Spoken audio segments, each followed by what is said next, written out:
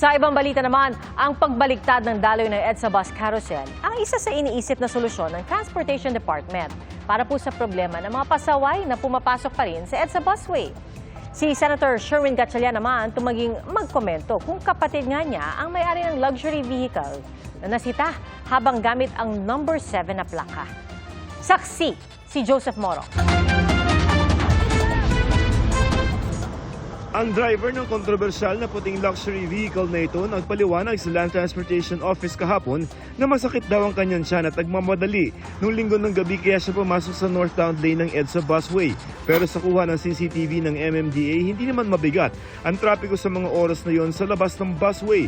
Pinatawa na ng 9,000 pisong multa ang driver. Sabi ni Transportation Secretary Jaime Bautista, iniimbestigahan nila ang insidente para alamin kung may dagdag pang pananagutan. Gamit ng SUV ang Protocol Plate 7 na pang-senador. Sa paglutang ng driver, lumabas na ang sasakyan ay pagmamayari ng Orient Pacific Corporation, kumpanyang pinamumunuan ni Kenneth Tan Gatchalian, tumatakbong kongresista sa Valenzuela. Kapatid siya ni Senador Sherwin Gatchalian.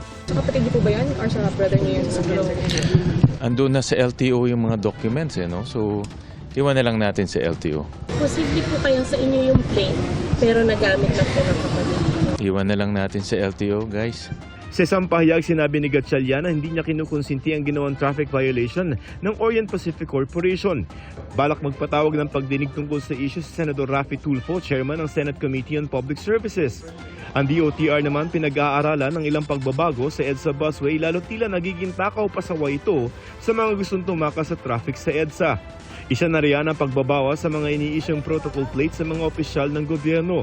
Tig-2 protocol plates ang binibigay ngayon sa kada senador. Para talagang yung plate is to be used only by the official. No? Yeah, decision na ni SP yan. I think si SP will know the best. Pinag-iisipan rin ng Department of Transportation na baliktarin ang daloy ng EDSA Bus Carousel. Halimbawa, sa halip na kasabay yung EDSA Bus Carousel na mga pa-northbound na sasakyan, gagawin itong salungat o patimog. Ito raw ay para maging iwas pasaway ang carousel.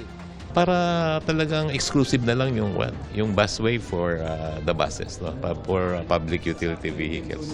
Tapos yung pintuan ng bus na sa right side din, no?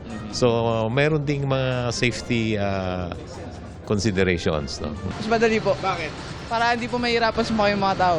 Pagka binalagtad po kasi, yung mga pasahero, hindi na po magkakaroon ng siksikan. Kinakausap na nila ang mga kumpanya na nag-ooperate ng busway at maaaring magkadesisyon kung itutuloy ito bago matapos ang taon. Para sa GMA Integrated News, ako si Joseph Morong, ang inyong saksi.